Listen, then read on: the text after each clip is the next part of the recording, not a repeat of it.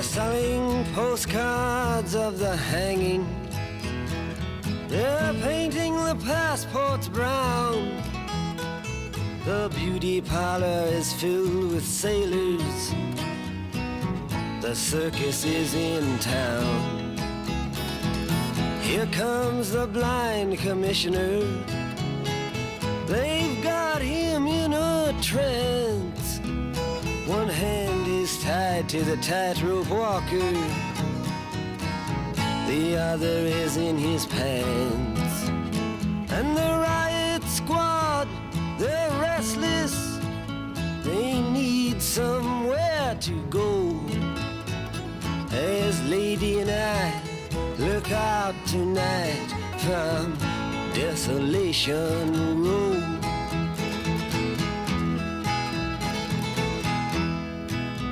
Cinderella. C'est tout ce qui est RFID, carte sans contact. Donc les cartes sans contact, vous connaissez, hein, comment ça se voit pour les contrôles d'accès et tous ces trucs-là. Donc ici on a d'abord un laboratoire de pré-certification des cartes sans contact à 13,56 MHz. Qu'est-ce que c'est qu'un labo de certification?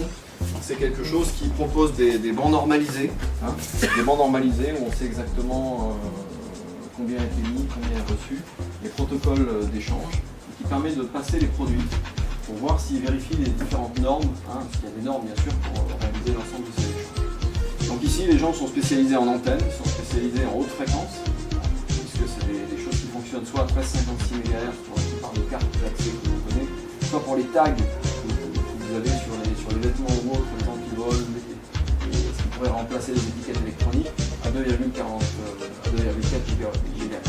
Donc c'est un domaine qui est un domaine de haute fréquence.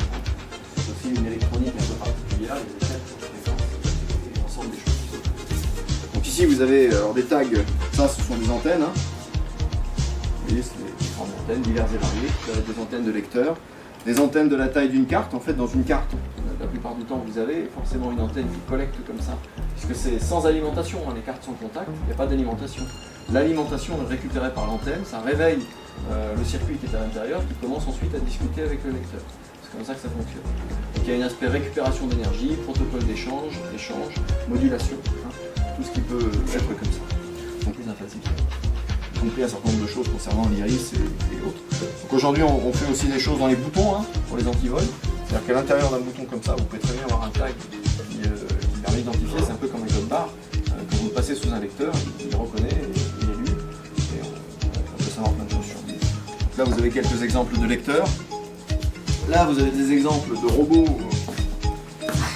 Alors les robots ils servent essentiellement, vous comprenez si je dis une bêtise, à positionner les cartes de façon très précise et les déplacer. Oui. Pour vérifier si les cartes sont conformes à la norme spécifiée par les autres. Il y a des normes très précises hein, sur tous ces trucs-là, des normes qui doivent être respectées par toutes les cartes, puisqu'il y a plein de constructeurs de cartes différents. Il faut que tous, pour pouvoir discuter avec les mêmes lecteurs, vérifient les mêmes protocoles exactement. Et c'est des protocoles qui tiennent compte de distance, de positionnement, d'orientation. Et il y a des robots qui permettent donc de faire ces positionnements. Il y en a divers. Essentiellement celui-là ici qui nous permet de faire ça. Et puis ce que vous avez ici, alors vous avez pas mal de matériel électronique. Vous avez un autre là, un exemple de banc normalisé ici. Vous pouvez bien voir. C'est qu'un banc normalisé RF. Un banc normalisé RF, voilà, c'est un truc comme ça, dans lequel vous avez une antenne émettrice, une antenne réceptrice, et dessus on met un produit sans contact, hein, comme ça. On met un produit sans contact, et tout ça c'est normalisé, on sait exactement combien est émis, combien est reçu, ce qui permet de voir si vraiment le système passe la norme. Ensuite la norme c'est essentiellement des protocoles qui sont développés en informatique, hein, qui disent voilà, électronique cette fois-ci. Tout à l'heure j'ai parlé de nano-électronique, cette fois-ci je vais parler de micro-électronique. Donc vous avez dû voir des images hein, sur les trucs des journées portes ouvertes, on est là en train d'expliquer toutes ces choses-là. Donc qu'est-ce que l'on fait aujourd'hui? Qu'est-ce que c'est aujourd'hui l'électronique, la microélectronique hein? La microélectronique c'est essentiellement des objets, des circuits intégrés, hein, comme vous les avez ici, un certain nombre de circuits intégrés. Donc là vous avez quelques exemples de circuits intégrés. Vous avez un vieux Intel DX2, ça i486, ça existe depuis 10 ans. Bon, ça c'est par exemple des petits projets étudiants qui ont été faits. Alors, qu'est-ce qu'il y a à l'intérieur d'un circuit intégré? À l'intérieur d'un circuit intégré comme ça, vous avez un petit morceau de silicium je ne sais pas si on peut le voir ici. Oui, voilà. Par exemple, hein, vous les avez ici en démonstration. Vous avez un petit morceau de silicium qui est collé sur de l'or. Ce petit morceau de silicium, c'est sur lui qu'a été gravé le circuit de microélectronique, hein, gravé avec des transistors qui sont tous à la surface. Ce sont des technologies qu'on appelle planar. Et ça, c'est fait sur ce qu'on appelle des wafers en microélectronique. Ce sont des plaques de silicium. C'est du verre, hein, quasiment du silicium. C'est pratiquement du verre. Vous voyez là, le motif qui se répète, c'est le circuit. Donc à une échelle qui est micrométrique, puisqu'aujourd'hui les plus petits transistors font... Alors aujourd'hui c'est plus micrométrique, c'est submicrométrique. On est en dessous, autour de 22 à 50 nanomètres de longueur de grille, donc ce sont des objets extrêmement petits.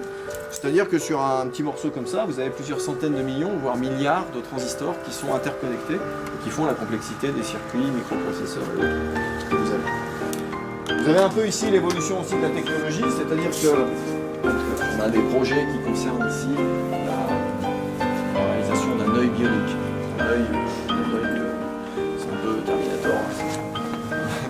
Vous avez vu le film, c'est ça, mais c'est quelque chose qui est très, très avancé parce qu'on sait aujourd'hui quasiment reproduire avec une caméra ce qu'est la vision humaine. Exactement ce que vous faisiez.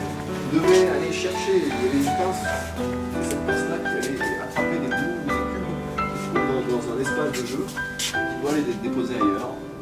Toujours un petit peu ça, les robots, si vous voulez, ils doivent toujours aller, c'est des sortes de billards, ils doivent aller prendre des boules rouges, des boules jaunes, reconnaître la couleur, les mettre à un endroit, les mettre à un autre, changer, bouger, etc. Donc ça, ils font ça tous les ans. Hein. Ça, c'est ce que font des étudiants qui sont en 4e année, par exemple. Hein. C'est basé sur une carte à microcontrôleur.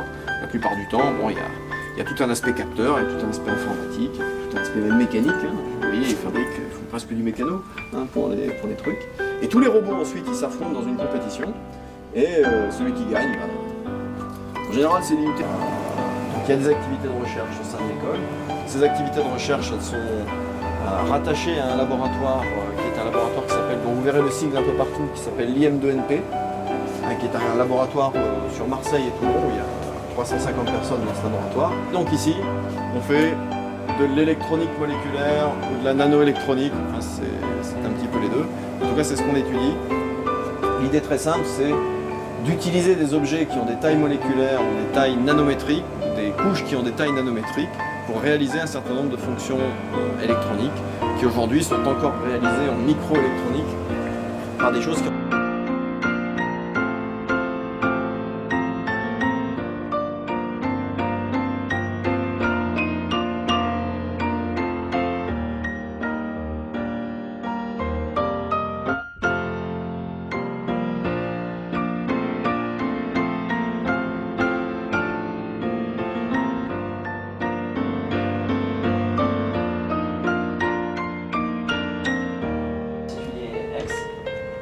Je vous laisse avec ma collègue Amira qui va vous définir ce que c'est que le jeu X. En même temps, il va vous présenter les règles du jeu. X est un jeu inventé en 1942 par Piet Hein et il est redécouvert en 1947 par Jean Rasch, l'un des pères de la théorie des jeux. Il est introduit à l'université Princeton par celui-ci. Ce n'est qu'en 1952 que le nom X apparaît lors de la commercialisation du jeu. C'est un jeu de stratégie combinatoire abstrait qui se pose deux adversaires. Son étude et la détermination de stratégie d'un monde et la complexité des états. Les caractéristiques du jeu représentent un intérêt mathématique plus que l'objectif de ce projet est d'implémenter un algorithme de jeu Minimax et Alphabeta, réaliser une interface graphique qui réagit les actions d'utilisateurs. Nous allons vous présenter notre projet d'informatique qui est intitulé Avalon. Avalon est un jeu d'origine française. C'est un jeu de stratégie combinatoire abstrait où s'affrontent deux joueurs. Il se joue sur un tablier 61 cercles supportant les billes. Chaque joueur possède 14 billes. Au départ, les billes sont placées selon les règles du jeu. Ce projet avait pour objectif d'implémenter un algorithme permettant de jouer contre l'ordinateur alphabétal Winmax et implémenter une interface graphique permettant aux joueurs de s'affronter entre eux.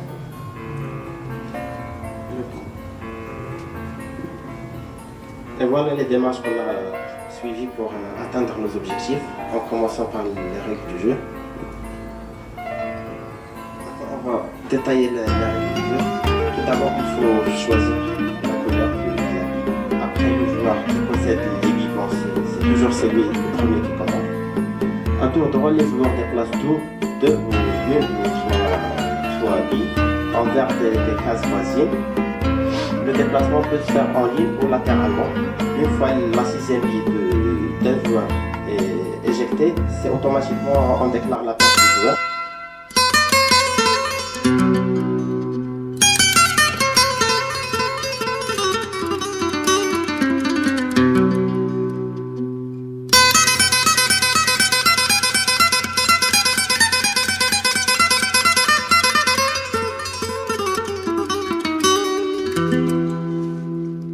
J'ai quitté mon pays, j'ai quitté ma maison, ma vie, ma triste vie se traîne sans raison.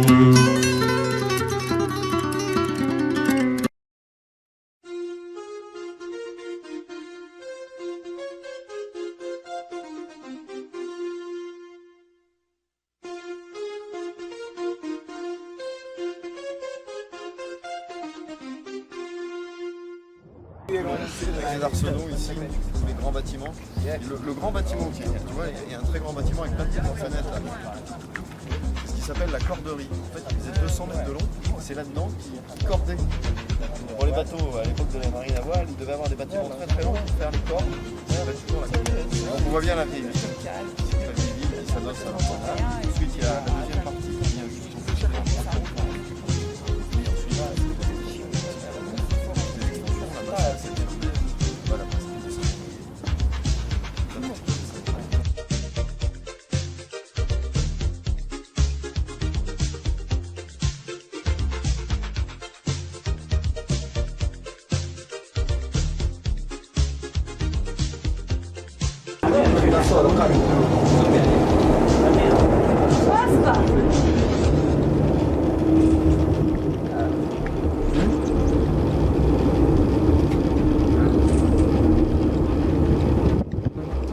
لا انا مش جاي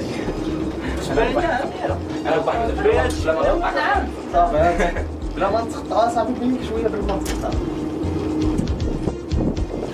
لا ما تقطع يلا صور عليه سير لك يا غيث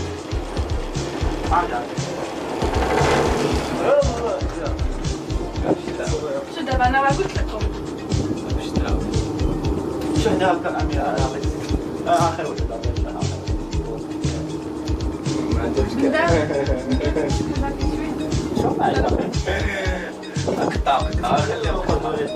لا بالعكس